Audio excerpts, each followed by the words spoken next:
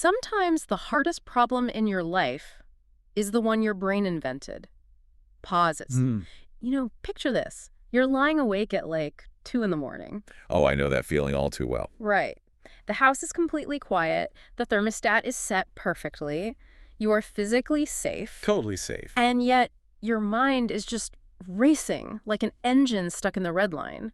You're obsessing over a decision that, in the grand scheme of things, is completely trivial. Yeah, it's usually something so small. Exactly. Maybe it's an email you sent to a coworker that ended with a period instead of an exclamation point, and now you're convinced they think you're like furiously angry with them. Oh, the punctuation panic. I mean, we've all been there. We really have. Or maybe you've noticed this strange paradox in your life. As things get objectively better, as your career stabilizes and your relationships deepen. You'd think you'd relax, right? You would think. But no, you somehow still find yourself getting exactly as stressed about minor everyday inconveniences as you used to get about actual existential crises. It's maddening.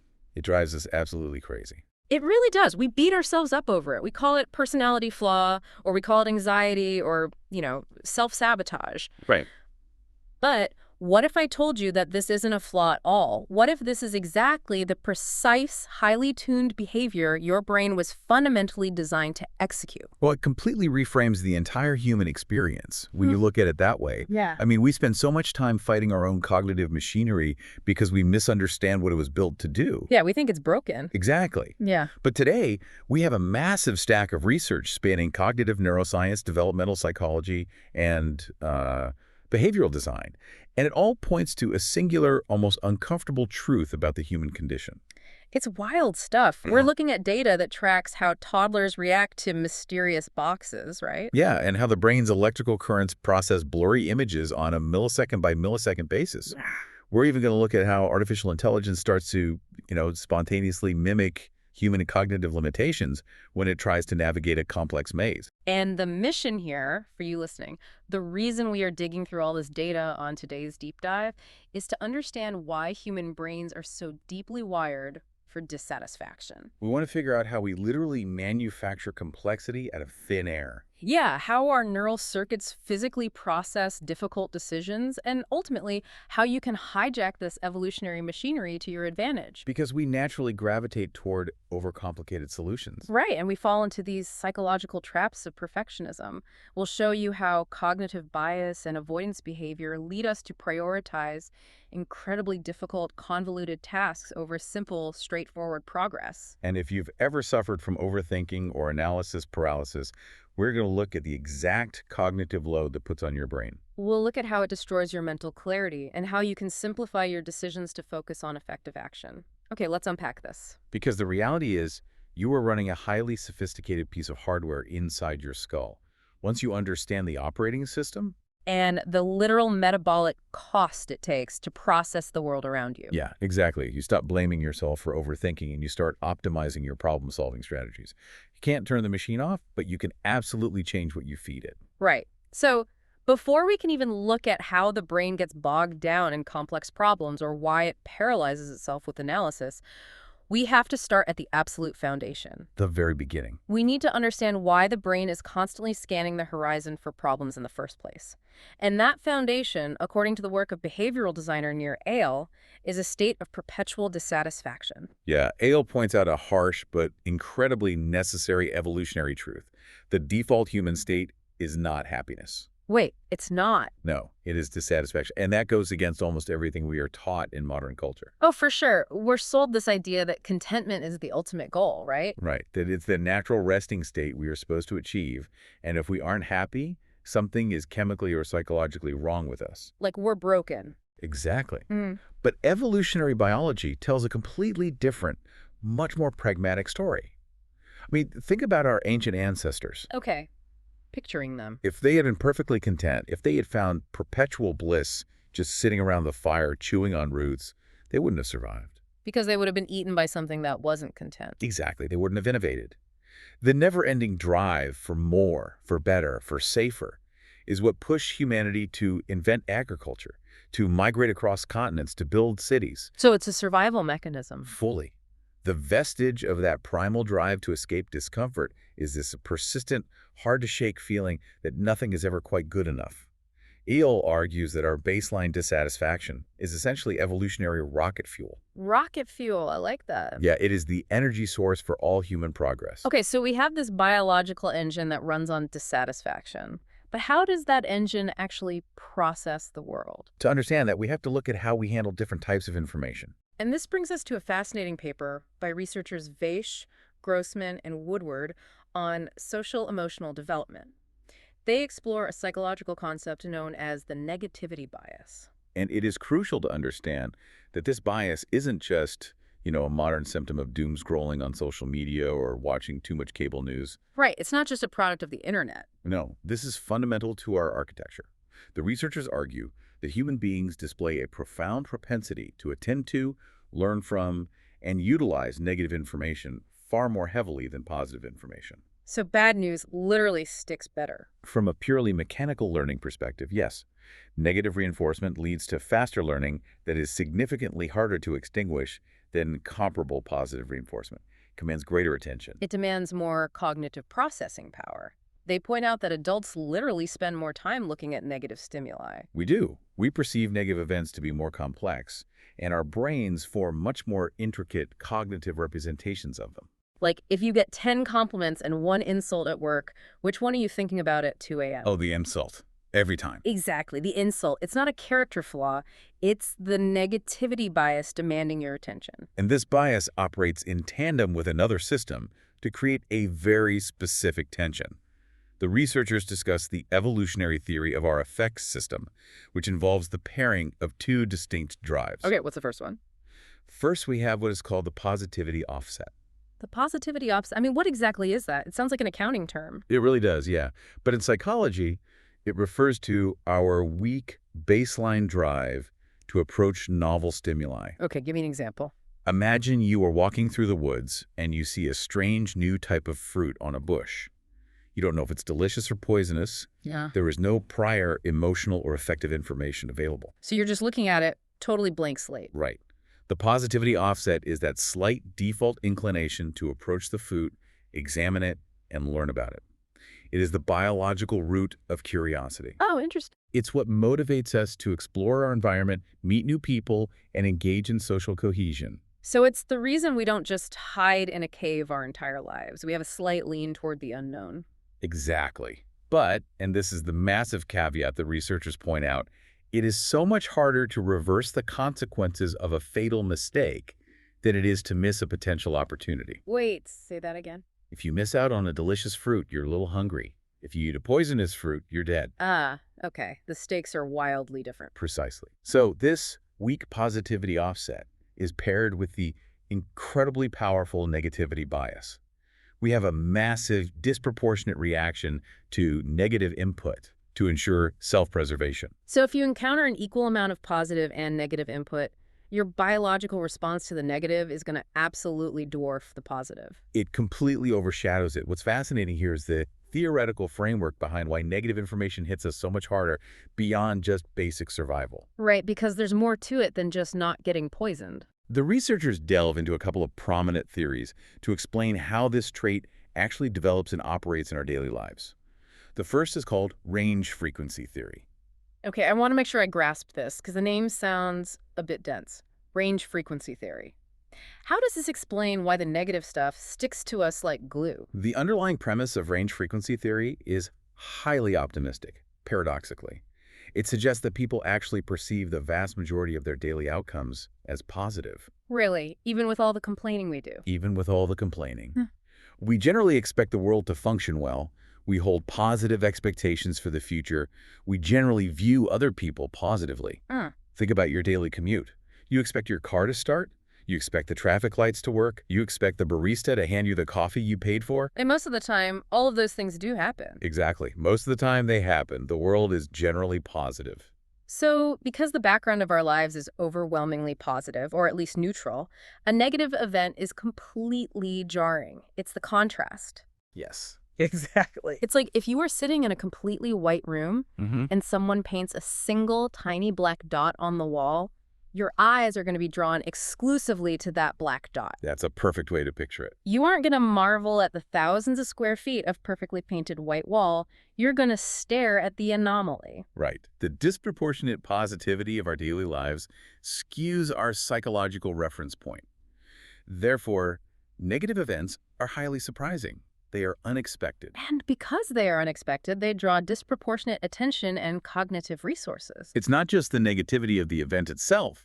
It is the statistical unexpectedness of it that forces the brain to stop and analyze it. That makes total sense. We are basically scanning for anomalies, and that leads right into the second theory they discuss, which is diagnosticity theory. Right. Diagnosticity theory takes this anomaly hunting and applies it heavily to how we judge character in situations. Okay, how so? It argues that negative information is vastly more informative than positive information because it deviates from established norms. Let's look at social norms. Sure. People are generally expected to be moral, polite, and good. There is immense societal pressure to behave well. So if a coworker is perfectly nice to you for 100 days straight, that doesn't actually tell you much about their deep internal character because they are just following the script. Exactly. They're just doing what society forces them to do. But if on day 101 they suddenly scream at a waiter or steal something from the supply closet, that breaks the script. Precisely. That negative act defies the social pressure. Therefore, that single bad act is seen as highly revealing or diagnostic of that person's true underlying character. Wow. We place an enormous amount of weight on that negative data point because we perceive it as stripping away the social mask and showing us something deeply true and hidden. We assume the bad behavior is the authentic self breaking through. To prove that this isn't just a philosophical quirk, but a hardwired physical reality, the researchers point to neuroscience. They look at event-related brain potentials, or ERPs. Yes, getting into the actual hardware of the brain. And for those listening who might not be familiar, an ERP is essentially the measured brain response that is the direct result of a specific sensory, cognitive, or motor event. It's the brain's electrical signature reacting to a stimulus. Right, it's the raw data of a thought. And specifically, the researchers looked at something called late positive potentials, or LPPs. LPPs are major electrical components in the brain that act almost like a cognitive spotlight. A spotlight, I like that. When you see something that is evaluatively inconsistent, like seeing a single positive image in a long sequence of neutral, boring images, the LKP amplitude enhances.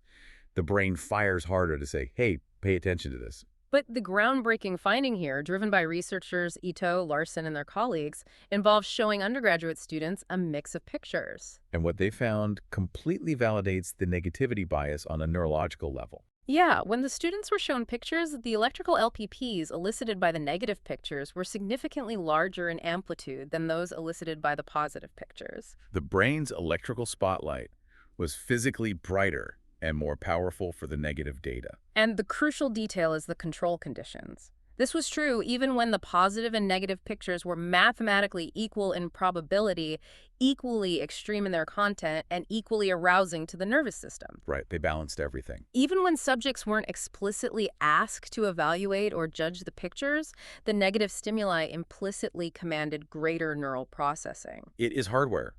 The brain is physically wired to burn more energy analyzing a threat than a reward. And it gets wired in incredibly early. The researchers highlight how soon this bias kicks in during human development, specifically looking at infant social referencing. This part is fascinating. They detail a really illustrative study from 1993 by Walden involving toddlers, and this study completely blew my mind because it shows how quickly we learn to prioritize fear. The Walden study is a perfect distillation of this mechanism. They took toddlers, kids as young as 2 years old, and presented them with a mysterious box. Just a box on a table. Yep. Before the children could open it, an experimenter gave them a cue about what to expect inside. The children were divided into different conditions. Okay, what were the cues? Some were given positive information, told it was something wonderful. Some were given completely neutral information. Some were given no information at all. And a final group was told that the box contained something scary. You would think that the positive information would make the kids rip the box open, right? You really would. But the results are wild. The toddlers who were given positive, neutral, or no information all displayed the exact same baseline exploratory behavior. Exactly the same. The positive information didn't accelerate their curiosity at all. They just wandered up to the box and interacted with it at their normal toddler pace. The positivity offset was engaged, but it was weak. But the children who were given the negative cue, the kids told the stimulus was frightening. What did they do? That single piece of negative information virtually eliminated all proximal behavior toward the stimulus. They avoided the box entirely. Wow. At 2 years old. A single negative cue completely overwrote their baseline curiosity and their positivity offset. At 2 years old, the brain already knows that avoiding a potential threat is infinitely more important than discovering a potential reward. Okay, I have to jump in here with a bit of skepticism on behalf of anyone listening who is thinking the exact same thing. Sure, let's hear it. I understand the evolutionary math, I understand the toddlers and the poisonous fruit, but society has gotten exponentially safer over the last few thousand years. It undeniably has. Most of us listening to this are not running from saber-toothed tigers. We aren't facing daily life-or-death survival situations in the grocery store. Hopefully not. So if this hypervigilance is so metabolically expensive, why hasn't it evolved out of us? Shouldn't our brains have adapted to a world where a bad email isn't going to kill us? That is the ultimate friction of the modern human experience. Evolution is an incredibly slow, agonizingly gradual process, taking tens of thousands of years to make significant hardware changes. But our world is changing overnight. Right. Our modern environment, our safety, our technology, our social structures has changed incredibly fast, mostly in just the last few hundred years. Yeah, we're out of sync. We are essentially running Pleistocene-era survival hardware in a 21st century office environment. Because this hypervigilant hardware hasn't evolved out of us, it has to adapt. The engine is still running. The engine is still generating all this problem-finding energy, and it has to find something to do with it. Which brings us to a fascinating, almost tragic glitch in the human brain. If we haven't evolved out of this threat detection mode, what happens when we actually succeed? What do you mean? What happens when a society becomes overwhelmingly safe and we genuinely run out of real threats? To answer that, we have to look at the work of Harvard psychologist Daniel Gilbert and his postdoctoral student David Lavari. In 2018, they published a landmark paper in the journal Science, detailing a phenomenon they technically call prevalence-induced concept change. Colloquially, this is known as the blue dot effect, and the premise is totally mind-bending. It really is. The core mechanism they discovered is that as a problem becomes rarer, human beings automatically and unconsciously expand their definition of the problem. Gilbert starts by pointing out a macroeconomic reality. By almost several major measures, including global rates of extreme poverty, child mortality, and systemic violence, human progress is a statistical reality. Things are getting better. The world is objectively getting safer and better in many macroscopic ways over the long arc of history. Yet survey after survey shows that a massive percentage of the population believes otherwise. We feel like things are constantly getting worse, more dangerous, and more chaotic. And to figure out the cognitive disconnect between the data and our feelings, Gilbert and Lavari designed an incredibly elegant, simple experiment. I want to walk through this in detail because once you hear this, you will see it operating in every single area of your life. Oh, absolutely. Participants were brought into a laboratory and asked to sit in front of a computer screen. On the screen, they were shown thousands of dots, one at a time. Just colored dots. Just dots. The dots ranged on a color spectrum from very obviously blue to very obviously purple. The participants' only job was to press a button indicating whether the dot they were looking at was blue or not blue. That's it. The initial phase of the experiment, there was an equal mix of blue and purple dots. And as you would expect, the participants were highly accurate at identifying which was which. Their brains established a clear baseline for what the concept of blue meant. But then, the researchers did something sneaky. Without telling the participants, they slowly, gradually started reducing the prevalence of the blue dots. They made the blue dots statistically rare. Now, if we were perfectly rational, objective machines, the logic is simple. If you are shown fewer blue dots, you should just press the not blue button more often. Right. The definition of the color shouldn't change just because you see it less. Logically, yes. But that is not what our Pleistocene-era brains do. What's fascinating here is that as the actual blue dots became rare, the participants started classifying purple dots as blue. Wait, they started calling purple dots blue. They began to press the blue button for shades of purple that they had previously explicitly classified as not blue. They literally hallucinated a new reality. They changed their definition of the color blue because they were running out of blue dots to find. Exactly. Their brain had a quota, a mandate to find a target, and when the target vanished, it just expanded the target area. And Gilbert and Lavare proved this phenomenon isn't just a quirky visual illusion limited to colored dots on a screen. Right, they took it further. They expanded the experiment to much more complex, socially relevant variations to prove how deeply this infects our judgment. Yeah. Okay, what else did they test? In another variation of the study, they asked participants to act almost like security guards. They had to pinpoint threatening faces among a sequence of 800 different human faces on the screen. So faces instead of dots. Yes. These faces were meticulously graded, ranging from highly intimidating, aggressive expressions down to completely harmless, neutral, everyday expressions. And I'm guessing they did the same trick. Yep. Just like with the dots, after the participants established a baseline, the researchers secretly began showing fewer and fewer threatening faces. The neighborhood got safer. And again, rather than simply identifying fewer threatening faces and relaxing, the participants' definitions expanded. Yeah. They started identifying completely neutral, harmless faces as threatening. Because their brain was tasked with finding threats, and the actual threats disappeared. Their negativity bias kicked in and manufactured new threats out of completely harmless data. They did a third variation, too, which really hits home for anyone listening who works in a professional, corporate, or academic environment. They asked participants to review proposals for research studies.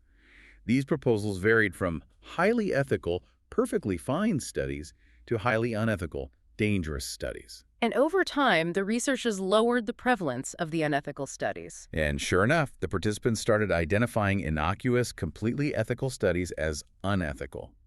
They became hypercritical of minor details that they had previously ignored. If we connect this to the bigger picture, it reveals a profound truth about human cognition. Our brains do not make decisions based on absolute objective rules. No, we don't have a fixed, immutable ruler in our heads for what constitutes a threat, or an unethical proposal, or an error, or even a color. We make decisions based on prior stimuli and context. We judge each new instance of a concept in the context of the previous instances we've recently experienced. Daniel Gilbert summed it up with a quote that I think explains so much of our modern anxiety. Solving problems causes us to expand our definitions of them. Progress literally masks itself from us.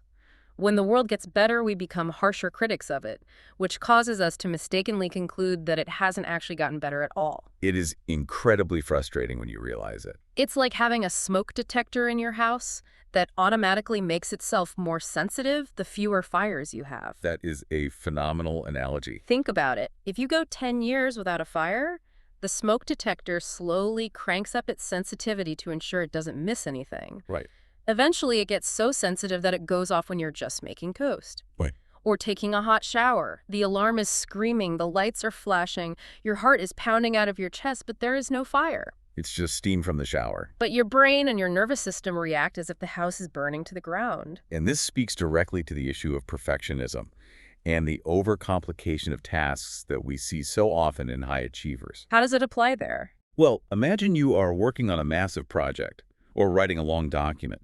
In the first draft, you fix all the major glaring errors, the structural flaws, the broken logic, the real problems. Why, the real fires. But your brain doesn't just say, great, the major threats are gone, we are done. The prevalence of severe errors has decreased. So your internal smoke detector increases its sensitivity. Your brain expands its definition of what an error is. Oh, I do this all the time. Suddenly, you are obsessing over a tiny formatting choice, or agonizing over a single comma in a 50-page document, treating it with the exact same physiological urgency and anxiety as you did the major structural flaws. You are treating the purple dots like blue dots. You are creating complexity and finding problems where none exist just to satisfy the brain's baseline need to solve something and clear its negativity bias quota. And this shifting of goalposts doesn't just happen in a controlled lab with colored dots or in our own personal isolated projects. No, it scales up. If our individual brains are doing this constantly, what happens when 8 billion of those brains interact to form a society? How does this alter our actual language and our cultural norms? This brings us to the sociological research on what is known as concept creep. This is where the shifting of definitions scales up to a societal level. We are looking at the work of Nick Haslam, a psychology professor who wrote a highly influential paper exploring how concepts referring to the negative aspects of human experience have drastically expanded in recent decades. Haslam argues that semantic shifts in psychology's concepts, the actual words we use to describe human suffering and behavior, follow a very consistent, predictable trend. Concepts that refer to undesirable, harmful, or pathological aspects of human experience have steadily expanded their meanings to encompass a much broader range of phenomena than they ever did historically. The blue dots are disappearing, so the dictionary is expanding to include the purple dots. Exactly. He defines two specific structural types of expansion for these concepts: vertical expansion and horizontal expansion. Let's break those down because you will immediately recognize them in everyday conversation. Let's start with vertical expansion. This occurs when a concept's meaning becomes less stringent. It extends downward to quantitatively milder, less extreme variations of the phenomena. So the bar is lowered. Yes. The threshold for identifying the problem is significantly lowered. The standard of evidence required to use the word drops. And what about horizontal? Horizontal expansion occurs when a concept extends outward to capture qualitatively new phenomena, or is applied in an entirely new context where it previously had no relevance. Let's look at a specific, concrete example Haslam provides to ground this: the concept of addiction. Oh, this is a great example. Originally, in the first half of the 20th century, addiction had a very specific, incredibly stringent definition in the medical and psychiatric community. It exclusively involved physiological dependence on an ingested psychoactive substance, which led to severe physical tolerance and agonizing physiological withdrawal symptoms. It meant heroin, alcohol, severe chemical dependency. But over time, we see massive horizontal creep. The concept of addiction expanded outward to include behavioral or process addictions that do not involve ingesting any chemical substances whatsoever. Right, it jumped to a completely new class of phenomena, things like internet addiction, gambling addiction, or sex addiction. The core mechanism of the word changed from chemical dependence to behavioral compulsion. And simultaneously, we see vertical creep. Haslam points out the emergence of the concept of soft addictions. These are persistent activities that maybe carry some minor cost in time or money, like a bad habit of online shopping, binge-watching television, or scrolling social media. But they completely lack the severe, life-destroying powerlessness, dependency, and biological compulsion of the original definition of addiction. The concept crept downward to encompass repetitive, somewhat innocuous, everyday bad habits. Haslam also points to systemic institutional examples of this, like how diagnostic criteria in the Diagnostic and Statistical Manual of Mental Disorders, the DSM, which is the Bible of psychiatry, have steadily loosened over successive editions. He uses the example of Asperger's syndrome, historically viewed as a less impairing variant of developmental disorder, being rolled into the much broader autism spectrum diagnosis. Right. He also discusses how entirely normal human emotional experiences, like standard situational sadness after a job loss or everyday worry and fear about the future, are increasingly meeting the relaxed criteria for clinical mental disorders, like major depressive disorder or generalized anxiety disorder. And he warns that this quantitative easing of definitions runs the severe risk of pathologizing everyday experience. If normal proportional sadness is labeled a clinical disorder, we risk over-medicating the population and exaggerating the actual prevalence of severe psychological distress. We start treating the human condition as a disease. This ties directly into the work of philosopher Ian Hacking, which Haslam heavily references. Hacking studied what he called looping effects. What's a looping effect? A looping effect is a phenomenon where the creation of a label or a category actually changes the way people view themselves and, consequently, how they behave. Oh, that's wild. If society creates an expanded label and a person embraces that label, it can profoundly alter their self-perception. It can actually shape their future behavior to fit the label more closely. The concept changes the person, and the person changes the concept. Exactly. If you tell someone their bad habit of checking their phone is an addiction, they may begin to adopt the helplessness and identity of an addict. Now, this is a critical moment in the deep dive, and we need to explicitly pause here for you listening. Yes, very important. Haslam asserts in his academic paper that this conceptual expansion, this concept creep, reflects an ever-increasing sensitivity to harm that he argues is driven by a liberal moral agenda. He also discusses the idea that these conceptual changes and expanded definitions might be intentionally used as a rhetorical weapon in cultural debates. And we must explicitly state right here that we are neutrally reporting Hassam's sociological argument exactly as it appears in the source material. Yes, we are taking absolutely no political side on this, left or right, conservative or liberal. Our goal on this deep dive is entirely impartial. We are merely exploring the structural mechanics of how this academic paper proposes that language and concepts evolve over time. And how that linguistic evolution mirrors the brain's biological tendency to expand definitions of harm via the blue dot effect. Exactly. We are looking at the cognitive architecture, not the politics. And setting the politics aside, Haslam proposes a really elegant biological mechanism for why this linguistic expansion happens. He points to the Darwinian nature of concepts. Right. It is a survival of the fittest, but for ideas. Just as successful biological species increase their territory, multiply, and adapt to new habitats to ensure their survival, successful psychological concepts expand their semantic range. They compete for attention. Concepts that successfully attract the attention of researchers, garner funding, capture the interest of clinical practitioners, and resonate with the general public are immensely more likely to be applied in new contexts.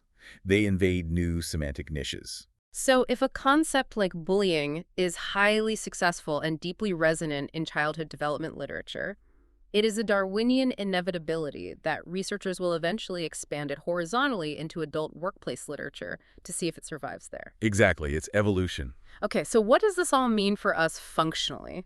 I have to ponder the double-edged sword here. On one hand, is it good that we are more sensitive to suffering? Well, it seems like a triumph of empathy that we recognize the severe pain of behavioral compulsions or subtle workplace bullying that previous generations just ignored. But on the other hand, as Haslam warns, are we just creating a culture of impotent victimhood where every minor friction is labeled abuse and every bad habit is a clinical addiction? Haslam himself notes that the implications are profoundly ambivalent.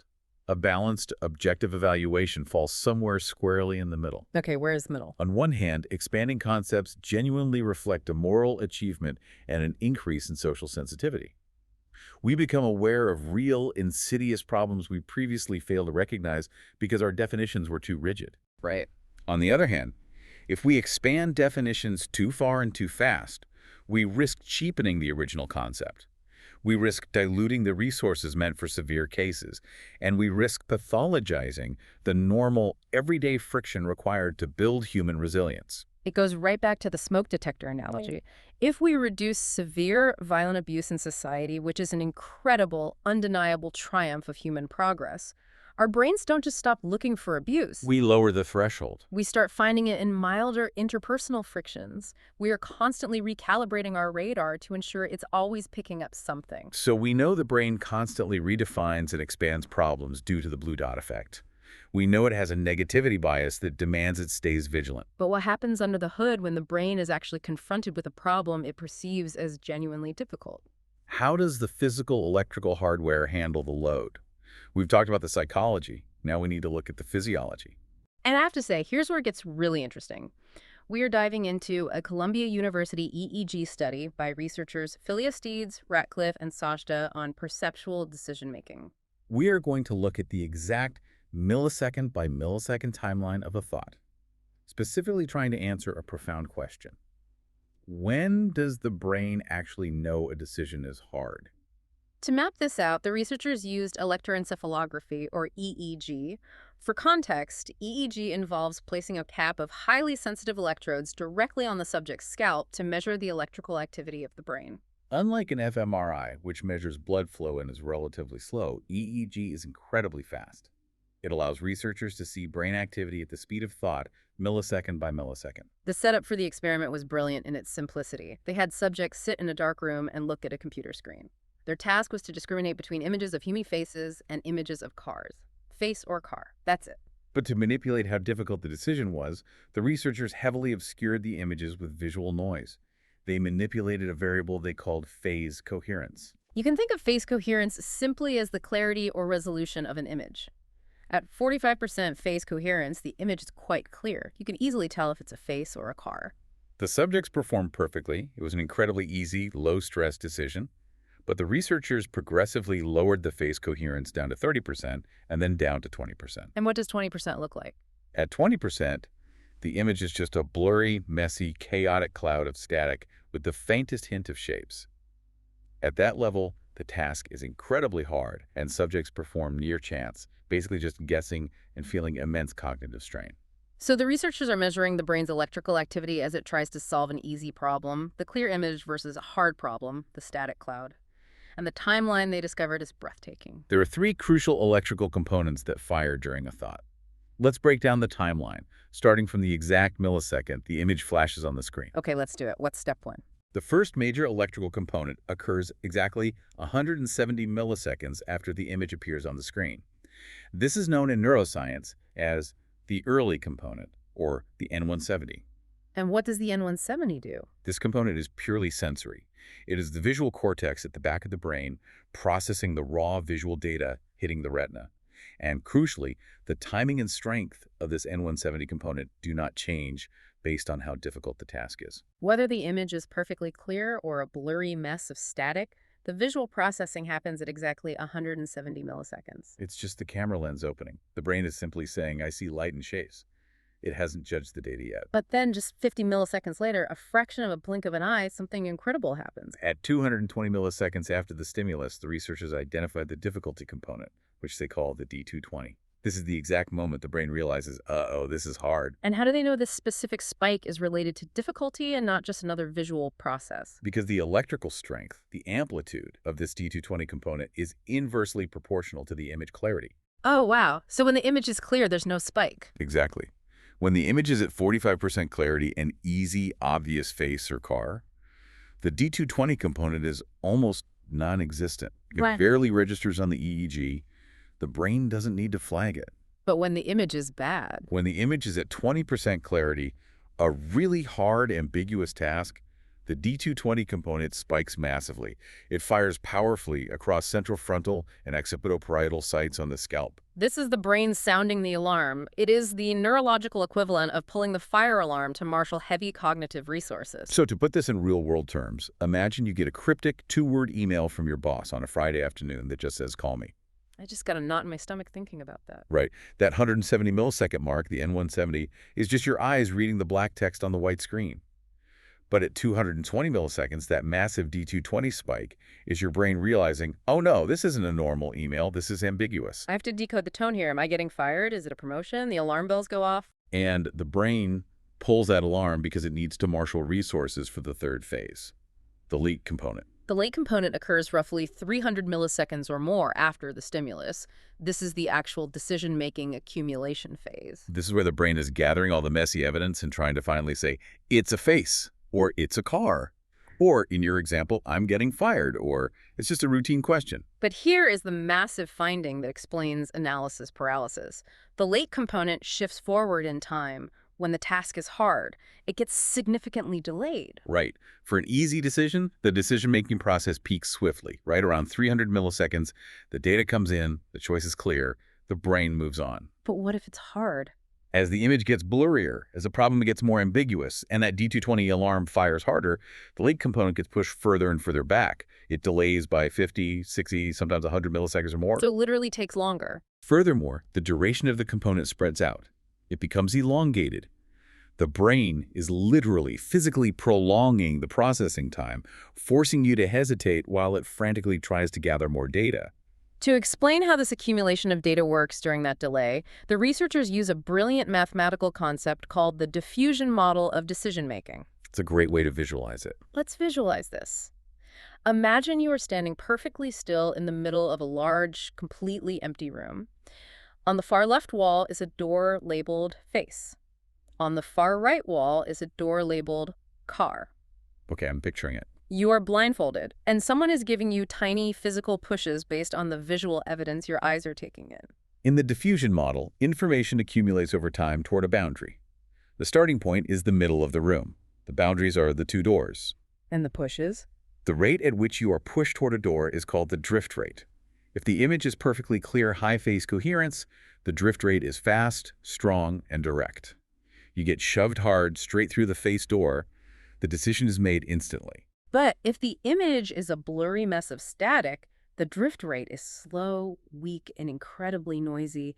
You stagger around the room. You get a tiny push toward the face door, then a conflicting push toward the car door. You are wandering in the dark, accumulating messy, contradictory evidence over a much longer period of time until you finally exhaustedly bump into one of the boundaries. That massive D220 difficulty spike at the beginning is your brain realizing the drift rate is going to be terrible. It knows you are going to be stumbling in the dark, so it intentionally delays the late component to give you more time to stagger around the room without making a premature, fatal error. Now, a skeptical listener might be thinking, hold on, how do we know the D220 is actually the brain allocating resources for difficulty? What if blurry images just naturally, mechanically cause that specific electrical spike because the visual cortex doesn't like static? And this is exactly why I love cognitive neuroscience, because they anticipated that exact skepticism. They designed a second brilliant experiment to prove it. What did they do? They took the exact same blurry images, the 30% phase coherence ones that had just caused those massive D220 spikes and delayed the decision making. But this time, they tinted the blurry images either slightly red or slightly green. And before they flashed the image on the screen, they gave the subjects a cue. Sometimes the cue said, discriminate face versus car, the hard, ambiguous task that requires decoding the static. But sometimes the cue said, discriminate red versus green. Identifying if a blurry cloud of static has a red tint or a green tint is incredibly easy. You don't need to find a shade. Subjects performed at 96% accuracy. So what happened in the electrical currents of the brain? When the subjects looked at the exact same blurry image but were tasked with the easy red-green decision, the D220 difficulty spike vanished. It completely disappeared from the EEG. And the late component was not delayed. The visual stimulus was identical. The blurriness was identical. The light hitting the retina was exactly the same. The only thing that changed was the task the brain was asked to perform. This is a profound revelation. It definitively proves that task difficulty is a top-down phenomenon. The brain actively marshals attention, intentionally spikes the D220 alarm, and purposely prolongs the processing time only when it deems the problem worthy of the effort. It chooses when to deploy the heavy cognitive machinery. It is an allocation of resources, not a reflex. And this brings us right back to the agony of overthinking and perfectionism. Your brain has this incredible metabolic machinery designed to slow down time, delay decisions, and allocate massive energy to solve hard problems to keep you alive. But you can point it at the wrong things. Exactly.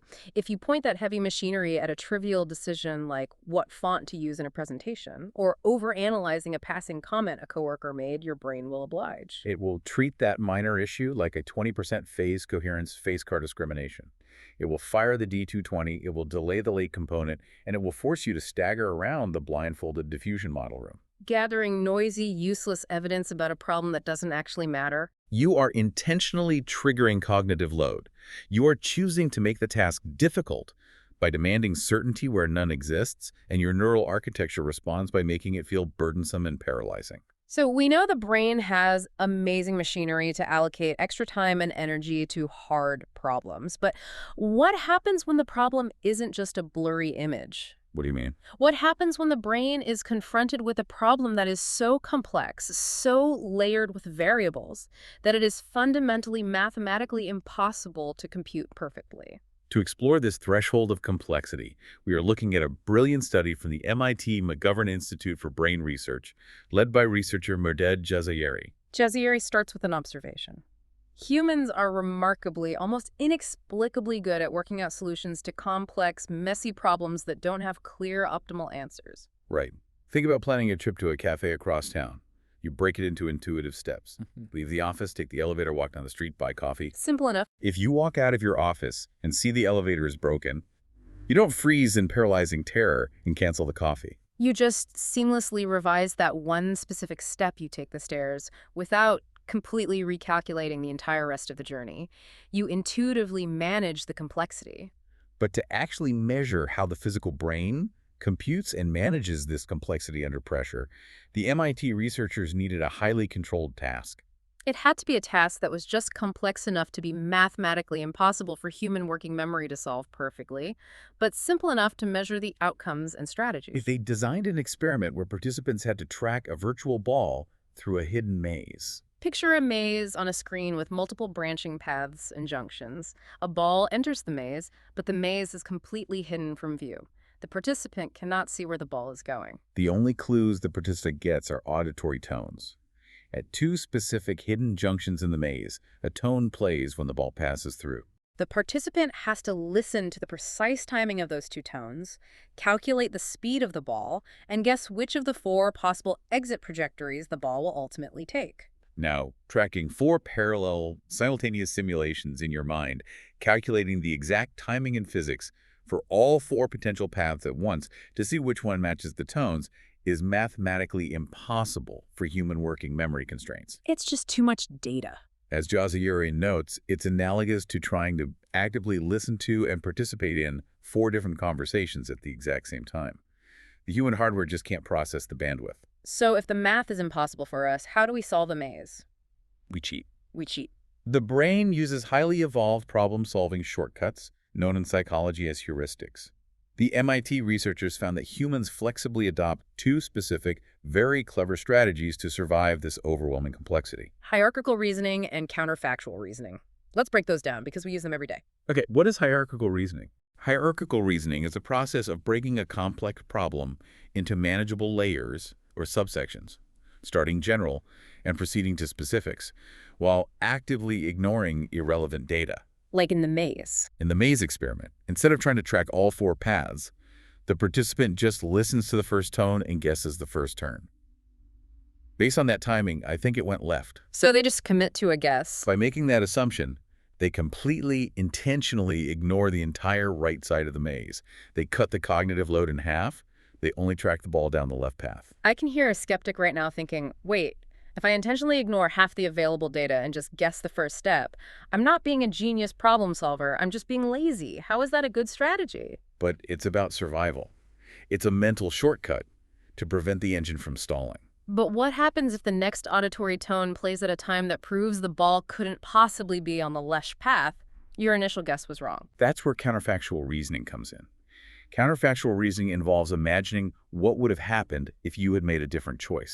So going back in time. You have to go back in time mentally and say, okay, the left path is impossible given that second tone. If the ball had actually gone right at the first junction, where would it be right now? But there is a massive metabolic twist here. Counterfactual reasoning is incredibly expensive for the brain to execute. It requires heavy, precise memory recall. You have to accurately remember the exact timing of the first tone you heard several seconds ago to recalculate the alternative path. And human memory is notoriously fallible and degraded. The MIT study found something remarkable. People only switch to counterfactual reasoning if they subconsciously trust their recent memory recall. In a split second, the brain evaluates how sharp its memory of that first tone is. If they feel highly confident in the memory, they spend the energy to do the counterfactual math and switch paths. But if they feel their memory is fuzzy or degraded, The counterfactual reasoning is deemed too cognitively expensive to risk. So they avoid it entirely. They just plow ahead with their original flawed assumption, knowing it's likely wrong. they intentionally take the performance loss. They choose to fail the maze because calculating the correct alternative costs too much mental energy. And to prove that this avoidance behavior is driven by our hardwired biological limits, the MIT researchers did something absolutely amazing with artificial intelligence. This is truly a remarkable part of the study that bridges biology and computer science. They created a machine learning neural network and trained it to complete the exact same hidden ball maze task. Now, initially, the AI tracked everything perfectly. It had no memory limits. It effortlessly ran the 4 parallel simulations, calculated the exact physics, and predicted the exit path with 100% accuracy every single time. Because it didn't use heuristics. Right, didn't need shortcuts. It had infinite cognitive load capacity. But then, the researchers mathematically crippled the AI. They artificially imposed the exact same working memory constraints and parallel tracking limits that human brains suffer from. They gave the AI a human-sized gas tank. And the results were stunning. When they eliminated the AI's ability to track parallel trajectories, the AI spontaneously began to employ hierarchical reasoning, exactly like the human subjects. It started guessing the first turn and ignoring the rest of the maze to save its limited processing power. And when they reduced the AI's memory recall ability, artificially making its memory of the auditory tones fuzzy and degraded. The AI started deciding whether to use counterfactual reasoning based solely on how confident it was in its degraded memory, behaving exactly like the human subjects. When the AI realized its memory was bad, it refused to recalculate and just plowed ahead with the wrong answer to save energy. It spontaneously developed the exact same cognitive shortcuts and avoidance behaviors we use. So, if an AI independently discovers these shortcuts when given our constraints, does this mean humans are fundamentally irrational when we avoid overthinking? That we are just stumbling through life making bad, lazy guesses because our brains can't handle the math? That is the brilliant, validating conclusion Jazzayeri draws. It is actually the exact opposite. We are not acting irrationally at all. We are acting hyper-rationally given the strict biological hardware constraints of our working memory. Wow, hyper-rational. The AI proved that if you only have a certain highly limited amount of processing power, developing these specific heuristics, hierarchical ignoring of data and avoiding expensive counterfactuals is the most mathematically optimal, efficient way to survive the problem without crashing the system. We're maximizing our limited resources. Avoidance isn't always laziness. Sometimes it is peak cognitive efficiency. So we break problems down to survive them. We ignore information to save metabolic energy. We avoid reconsidering our choices if it takes too much memory recall. What happens when this entire system backfires? What do you mean? What happens when the brain's problem-finding radar, the blue dot effect and its concept creep, combined with this deep analytical machinery, the D220 spikes, and these complex heuristics all get caught in a vicious, closed feedback loop? That is when the engine overheats. That is when the machinery tears itself apart. And that brings us to the devastating reality of rumination and the default mode network. We are looking at a comprehensive meta-analysis by Zhu and colleagues analyzing 14 fMRI studies and 286 participants. They are looking at the exact neural correlates of rumination. Rumination is clinically defined as the repetitive, overcomplicated, uncontrollable overthinking about negative experiences or feelings. It's when you chew on a problem over and over and over again without making any actual progress toward a solution. It is a closed loop. And it is highly consistently correlated with the onset and maintenance of major depressive disorder. The meta-analysis links this toxic overthinking to a specific fundamental system in the brain, the default mode network, or DMN. To understand this, without getting bogged down in neuroanatomy, you can think of the default mode network essentially as the brain's idle state network. So when we're doing nothing, It is a series of connected brain regions that become highly active when we are awake, but not actively focused on a demanding task in the outside world. When you are staring out a window daydreaming, letting your mind wander, recalling memories of your childhood, or imagining a hypothetical scenario in the future, your DMN is running the show. it is the internal simulator. But this raises an incredibly important question for anyone who struggles with anxiety. Daydreaming sounds lovely. How does the internal simulator turn toxic? Why does the idle state lead to depression? This raises an important question. The Zoo meta-analysis isolates specific regions within the DMN that become hyperactive during rumination. To understand why this turns toxic, we have to synthesize every single concept we've discussed so far. We have to look at the perfect storm of human cognition. Okay, let's put the puzzle pieces together. Step 1. Your brain has an evolutionary negativity bias. It is biologically desperate to find threats to keep you safe. Step 2. Your life is generally safe and comfortable, so the blue dot effect kicks in. You run out of real survival problems, so your brain lowers the threshold and expands its definition of a problem to include minor, trivial social things. Step 3. Concept creep happens, making you highly sensitive to perceived harms, interpreting every friction as a deep trauma or slight. And then step 4 is the catalyst. You have downtime. You aren't actively engaged in a difficult external task. You are lying in bed at 2 a.m. The default mode network turns on. The engine starts idling. But because of the negativity bias and the blue dot effect, it doesn't just daydream happily about winning the lottery. It actively searches for a threat to process. It reaches out and grabs onto one of those newly defined, trivial problems, maybe an awkward conversation you had 3 years ago, or a hypothetical, completely fabricated scenario about your career failing next month. And step 5. It unleashes its massive Pleistocene-era analytical machinery on that fake problem. It spikes the D220 difficulty component, sounding the alarm bells over a memory. It heavily delays the late component, slowing down your processing to analyze every micro-expression from that 3-year-old conversation. It uses hierarchical and counterfactual heuristics to simulate dozens of alternative timelines. What if I had said this instead? What if they actually meant that? If I had worn a different shirt, would I have gotten the promotion? The DMN spins its wheels relentlessly, generating immense complexity entirely internally. It applies all your heavy metabolic cognitive processing power to non-existent or unsolvable past events. Because there is no external reality to provide a solution, because you cannot change the past or predict the future, the diffusion model never hits a boundary. You never bump into the face or car door.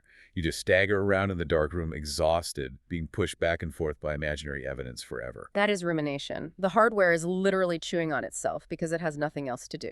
It's terrifying when you look at it mechanically like that. We are wired to find problems. We have powerful, resource-heavy brain networks designed to dissect them. If we leave this machinery idle, it turns on us. So the ultimate question, the reason we are doing this deep dive is, how do we fix it? How do we harness this problem-finding machine before it ruins our mental health? We have to look at how to actively manage our prior stimuli and forcefully direct our cognitive load. We'll bring in some highly practical insights from a blog on management by a writer named Carthy and return to Nir Eyal and Michael Easter's brilliant work on what they call the comfort crisis. Carthy writes about the blue dot effect in the context of leadership and workplace management, and the insights are profound. He points out that managers absolutely must realize their teams are operating on prior stimuli. This is a crucial practical application of the cognitive science. Imagine you inherit a new team at work. You are a great boss. You create a healthy, supportive, communicative workplace. Sounds ideal. But your new team members might view your actions with deep, toxic suspicion. Why? Because their internal blue dot radar is calibrated to a previous toxic boss who micromanaged and screamed at them. Their positivity offset is suppressed, and their negativity bias is actively searching for the hidden manipulation or the veiled threat in your healthy management style. They're experiencing concept creep in real time. They are expanding the definition of a threat to include your constructive feedback because they mathematically expect a threat to be there based on their history. As a manager, or even as a partner in a new relationship, you have to be patient and actively help them recalibrate their baseline. You cannot just tell them they are safe. You have to provide consistent, overwhelming evidence of safety over a long period of time to slowly shrink their expanded definitions of harm back down to a normal, healthy baseline. And on a personal level, how do you cure your own problem creep and overthinking? How do you stop the 2 a.m. rumination? Nir Eyal and Michael Easter propose a fascinating, counterintuitive solution. You must actively choose your discomfort. You cannot run from it. Eyal writes that the brain's dissatisfaction is evolutionary rocket fuel. You cannot turn the fuel off. You cannot meditate the fuel away. The engine is going to run regardless. So if you don't intentionally give the engine a constructive, genuinely difficult problem to solve in the real world, it will inevitably invent a destructive imaginary one in the default mode network. Easter explores this by quoting Dr. Marcus Elliott, a renowned sports performance expert who talks about human beings possessing innate evolutionary machinery. Elliott argues that humans have this deep, latent potential, this heavy cognitive and physical machinery, all the D220 spikes and heuristic power we've discussed that only triggers when we are doing highly difficult, demanding things. When we stay in our modern, hyper-comfortable lives, never pushing our limits, that heavy machinery lies dormant. And because it needs to run, it turns inward, manifesting as anxiety, perfectionism, and rumination. Easter gives a phenomenal historical example to illustrate this physiological reset. Aboriginal rites of passage. Young Aboriginal men in Australia would traditionally undergo a walkabout, which involved a 6-month solo stint surviving in the incredibly harsh, unforgiving Australian outback. Think about the immense cognitive load of surviving completely alone in the outback for 6 months. Finding scarce water, hunting for food, building shelter from the elements, navigating without a map. Every single ounce of their negativity bias is intensely focused on real, immediate, physical survival threats. Every D220 electrical spike is absolutely necessary to stay alive. Their hierarchical and counterfactual reasoning is maxed out just trying to track animal movements and predict weather patterns. The machine is running at full capacity on external problems. There is zero processing power, zero bandwidth left over for the default mode network to ruminate on social anxiety or imposter syndrome, or whether they said the wrong thing at the campfire 3 years ago. The intense physical and mental challenge completely overrides the brain's tendency to invent trivial anxieties because it is fully, deeply engaged with real, concrete problems. The challenge forces a biological hard reset of their baseline for what constitutes a threat. When they return to the tribe, minor interpersonal frictions don't trigger their alarm bells anymore because their blue dot radar has been recalibrated by the reality of the outback. Now, obviously, we don't need to go wander the outback for 6 months to cure our anxiety, but the underlying biological principle perfectly applies to modern life. To cure problem creep, to break analysis paralysis, you must intentionally expand your comfort zone through difficult, concrete challenges. You have to give your brain a heavy, meaningful load to carry so it doesn't use its immense strength to tear you apart internally. So the cure for overthinking isn't relaxing on a beach. Relaxing on a beach just removes external stimuli, which turns on the default mode network, which will immediately start worrying about whether you packed enough sunscreen, or what your boss is doing back home, or if you are saving enough for retirement. The cure for overthinking is action. It is giving your brain a problem so difficult, so complex, and so engaging that it physically doesn't have the spare cognitive load to invent fake ones. You have to direct the rocket fuel. Whether that means learning a highly complex new skill like a language or an instrument, taking on a massive, intimidating project at work that requires deep focus, lifting heavy weights to engage the nervous system, or engaging in intense creative problem solving. You have to provide real, tangible boundaries for your own internal diffusion model so your brain can actually reach a decision, hit the door, and feel a genuine sense of completion and exhaustion. Wow. Okay, let's take a breath and recap the massive journey we just went on. We started by learning that we are biological pessimists, driven by an inescapable baseline of dissatisfaction and a deeply wired negativity bias that prioritizes avoiding threats over finding joy. We saw how, when our environment gets too safe and comfortable, the blue dot effect kicks in, causing us to shift the goalposts and manufacture complexity out of thin air.